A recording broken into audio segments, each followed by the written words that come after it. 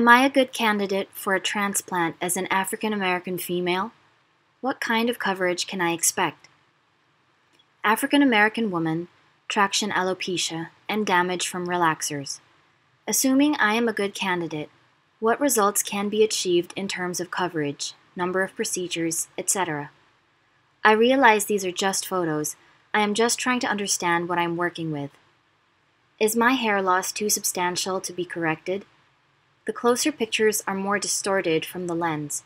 The more distant photos are more representative of the size, scale of the hair loss.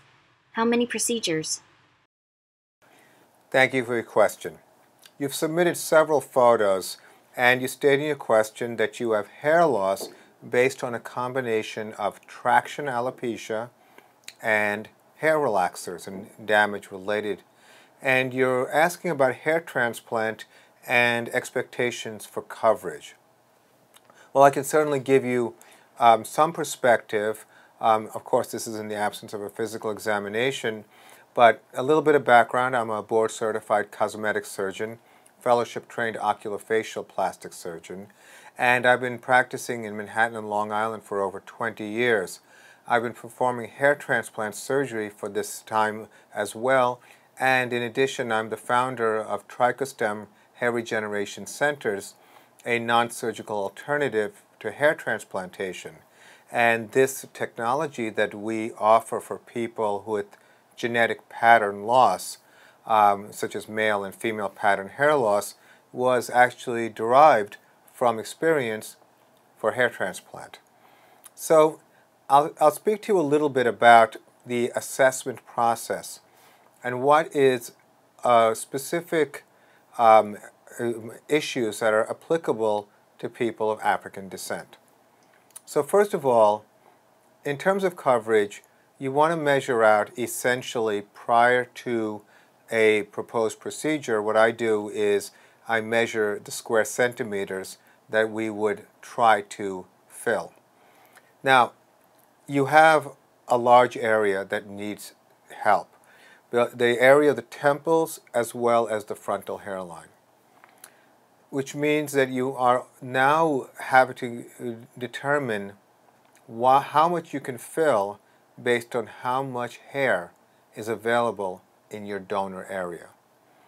Now, one of the challenges with the hair donor area of people of African descent is density.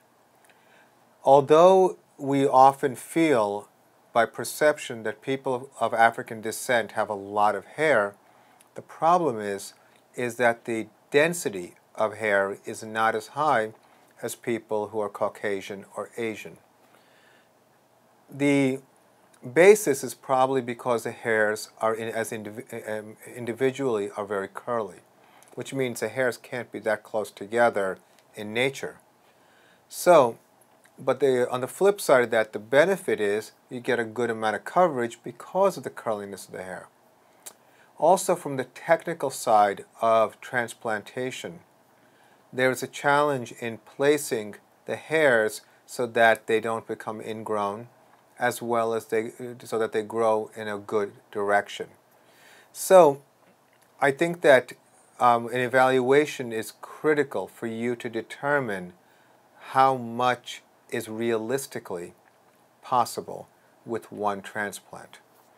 I would propose that you would need at a minimum 2 transplants, and you're going to have to make some decisions in terms of the priority of where you want to see proportionally more hair, relatively speaking, because unfortunately, as I said earlier, the donor area is the limiting factor.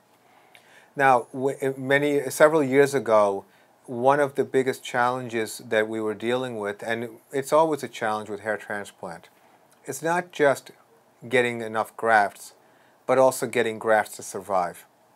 And the reason is, when you think about it, you're making lots of little openings, and you need those hair grafts, once they're placed, to heal, which makes it a challenge when you're dealing with skin that has been damaged from hair relaxers.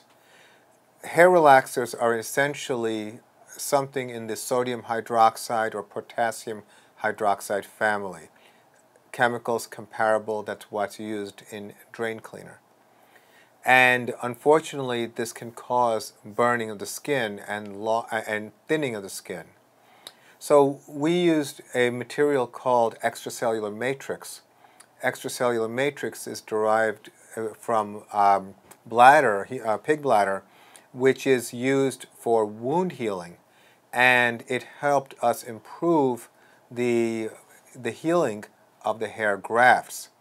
As a serendipitous discovery, we also learned that there is actually the thinning hairs became thicker.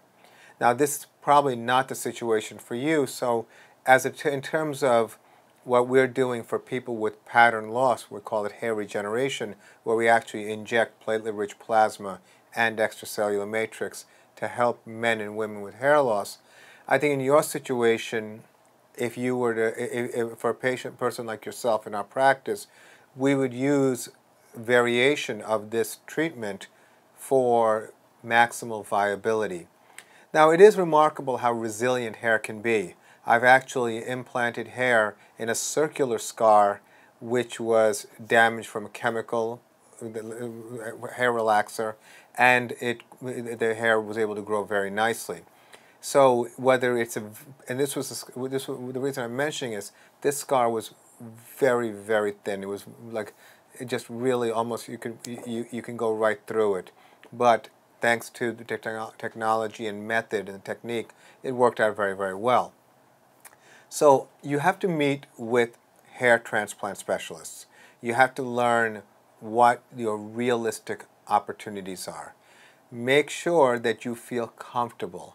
You know, unfortunately, hair transplant field is full of people who either don't have a lot of experience and think that things will work out based on robotic or new technologies to help harvest grafts, or people who are unfortunately just trying to get more procedures done but not thinking of the patient in the long term.